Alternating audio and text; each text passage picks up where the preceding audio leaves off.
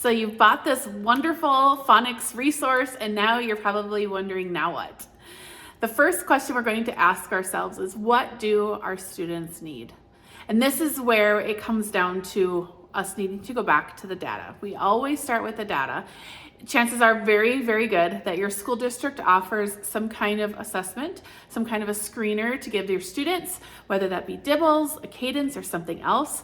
That's where you're going to start. And you're going to think of these screeners like basically just little indicators. You're checking their reading mastery, they're checking into their reading fluency.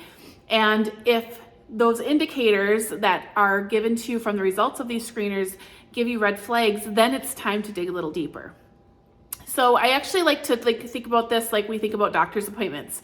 When you go into the doctor, you're gonna get your temperature checked, you're gonna get your blood pressure checked. That is like a screener when it comes to reading. Just checking the overall health. Now, the only time a doctor is really going to dig in is if the indicator lets them know that there's some kind of red flag. And so therefore, if the blood pressure is high, they're going to dig in a little deeper. This is how we look at screeners. Next up, you're going to dig deeper into those screeners. You're going to take a look at which students did not meet benchmark in their reading fluency, and you're going to decide, why didn't they? What were those things they struggled with? Did they struggle with certain phonics skills? Did certain phonics skills take a little bit longer when it came to decoding them? Which ones are they missing? And that is where you're going to take a phonics survey, similar to the one that we actually provide for you in the download of this resource. And that is your chance to dig deeper to figure out where are those struggling areas so that we can pinpoint them and improve them. Another area you're going to want to look at is your actual classroom instruction.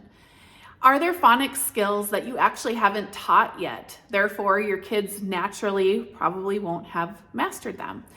If there are certain phonics skills that majority of your class have missed, that's when you take a look at maybe having to go back and teach them or reteach them so that you can expect mastery out of your students.